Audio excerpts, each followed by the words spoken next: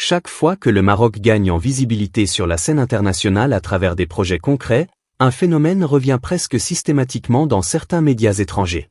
Des récits critiques, des lectures contestées, et surtout, des analyses qui semblent remettre en question la trajectoire du pays à chaque avancée. Mais cette fois, un article du magazine L'Express attire particulièrement l'attention. Non pas seulement pour ce qu'il raconte, mais pour la manière dont il construit progressivement une perception. Dès les premières lignes, une impression étrange apparaît. Ce n'est pas simplement une analyse qui cherche à comprendre, mais un récit qui semble déjà orienter la conclusion avant même d'exposer les faits.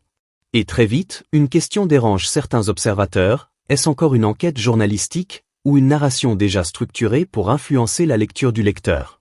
Avant d'aller plus loin, abonne-toi maintenant à la chaîne si tu veux suivre ce type d'analyse géopolitique et médiatique sans filtre, parce que dans ce genre de sujet, ce n'est pas seulement l'information qui compte, mais la manière dont elle est construite. Car en surface, le texte donne une impression de sérieux. Mais plus on avance dans la lecture, plus certains éléments commencent à poser question. Les sources restent limitées. Les points de vue sont peu diversifiés. Et certaines affirmations reposent sur une seule interprétation des faits. Et c'est précisément là que la situation change de niveau. Parce qu'à partir de ce moment-là, une information isolée peut sembler crédible. Mais lorsqu'un même angle se répète sans contradiction, il peut progressivement construire une perception beaucoup plus forte que la réalité elle-même. Et selon plusieurs analystes, c'est exactement ce mécanisme qui mérite attention. Car dans ce type de récit, certains éléments sont mis en avant avec insistance. Des lectures politiques fortes, des scénarios de tension, et des interprétations qui donnent une lecture très spécifique de la situation. Mais ce qui devient encore plus intéressant, c'est ce qui disparaît du cadre. Car pendant que certains récits insistent sur les zones de tension, une autre dynamique continue pourtant d'évoluer en parallèle. Des investissements massifs qui transforment progressivement le paysage économique. Des projets d'infrastructures qui renforcent la position stratégique du pays. Et une influence diplomatique qui s'étend de plus en plus sur le continent africain et au-delà. Et ce contraste devient de plus en plus difficile à ignorer. Parce que plus le Maroc avance sur certains dossiers, plus certains récits critiques semblent eux aussi gagner en intensité. Et à ce stade, une question commence à s'imposer. Simple coïncidence, ou réaction indirecte à une montée en puissance réelle sur la scène internationale? Mais ce n'est pas le seul point qui intrigue.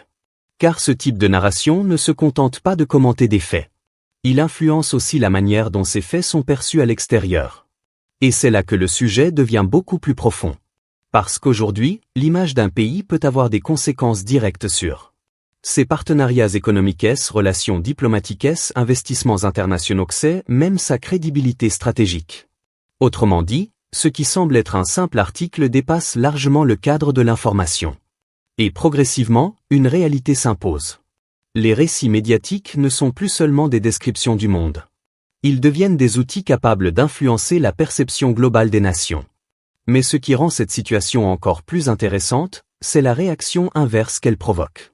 Car pendant que certains discours insistent sur les tensions, les indicateurs économiques et diplomatiques continuent d'évoluer dans une autre direction. Et plus cet écart devient visible, plus la bataille des récits s'intensifie. Une bataille silencieuse, progressive, mais profondément stratégique.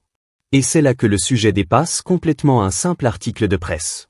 Parce qu'aujourd'hui, la compétition ne se joue plus uniquement sur le terrain économique ou politique. Elle se joue aussi dans la manière dont chaque pays est raconté au reste du monde. Et dans cette nouvelle réalité, le récit peut parfois peser presque autant que les faits eux-mêmes. Alors si tu veux continuer à suivre ce type d'analyse profonde, structurée et sans filtre, abonne-toi maintenant à la chaîne. Parce que dans le monde actuel, comprendre la manière dont une histoire est racontée est parfois aussi important que l'histoire elle-même.